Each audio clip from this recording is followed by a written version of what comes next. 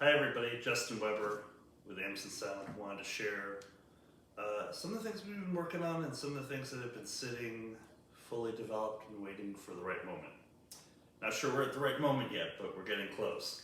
So you guys all know our Kenzie Revision 2, which is, our best entry point. If you want to know what the house sound is, what our build quality is, the things that matter most to us sonically, Mackenzie's a great starting point, and we try to make it accessible to people. And the update allowed us to put a 12AX7 front end to give it a little bit more drive, and it sounds really a little bit more forward, a little less euphonic actually as the Revision 2, which is a nice change. And the ability to run a 12AX7 is going to give you that more forward sound. A 12AT7 is going to give you a little bit more drive, give you a little bit more wallop. The 5751 is sort of the stock setting and a wonderful sound.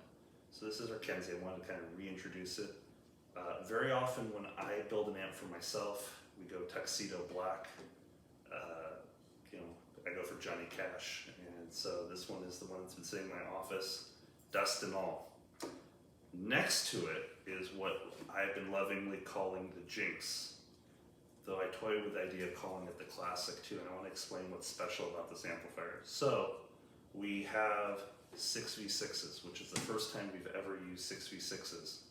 6v6 is the progenitor to the EL84. It's a very, very old tube. It has a wonderful classic sound. This amp is intended to be able to roll and make use of inexpensive, very old NOS tubes. So you can get 6v6Gs in pairs, with shoulders, so they have the ST shoulder type.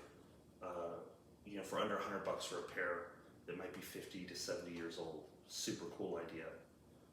6L6, always a super easy tube to find, or 5961 if you want to go RCA. And then kind of the cream on the cake, is the rectifier. So right now we're running a 5U4, and so the whole tube set is from JJ, and it's a wonderful example of what we can do with new tubes. But this amp also lets you run 5Y3s, 5V4s, 5U4s, and 5AR4s, so any of the 5-volt equivalent rectifiers.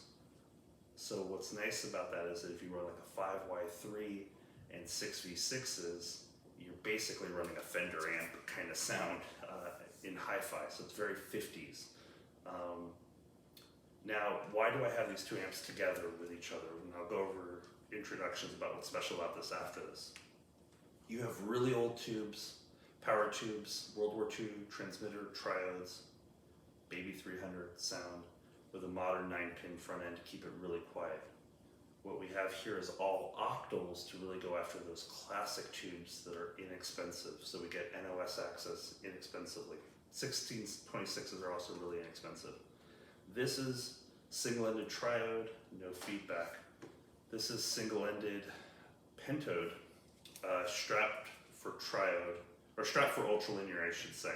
So we're running it ultralinear, which is very similar to how we run the pendant or how we ran the pendant with EL84s, and has a touch of feedback. So, if you're thinking, Justin, if this is your warmest amp, and then your next warmest amp or neutral ground amp for you would have been the Mogwai SC, this is splitting the difference between a Mogwai SC and a Kenzie. So it's sort of similar to the pendant sound while still giving you access to classic octals and that richness. So it's a cleaner sound than a Kenzie.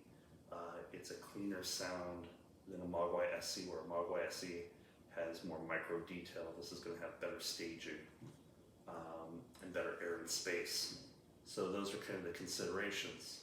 And where a Kenzie is really an dynamic headphone specialist, and a Mogwai, at half a watt, and a Mogwai SE can go between 3 and 8 watts depending on your tube choices.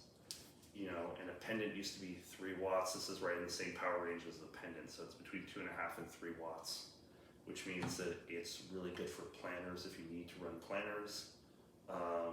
but not every planner. You can't run AG6s really easily, but I was running my Ether 2s, no problem. LCD-Xs, LCD-5s, no problem. Rosins, no problem. What we've talked about, and we're still in the process of figuring out, is do we want to go 8 and 100, which had a lower noise floor, or do we want to go 32-300?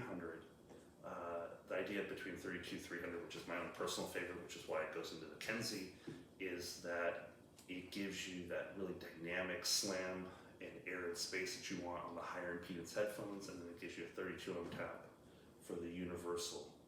We're probably going to go back to the 8 and 100, but as this is my version and will eventually go back into a black case, it stays 32-300. We don't know if we're going to offer it and have it distributed by a partner. We have some partners that are interested and have networks that are really helpful, or if it's going to be something that we offer to our own customers. But the story behind this amp, the reason why it's called the Jinx, or I've called it the Jinx, was the original Red October power transformers were these transformers that are now in the Jinx. It turns out that we misspec'd the power transformers for the Red October, had to have new ones made because it was the wrong voltage. It was way, way, way too low. But it was a perfect voltage if we wanted to go at 2A3, and it was the perfect voltage for a 6V6 amp. And so we went with a stereo 6V6 amp, and I haven't been more pleased. It's a wonderful sound, and it's a different counterpoint. So it's my happy accident, otherwise known as the Jinx. Here's what we've been working on, guys. Hope you enjoy.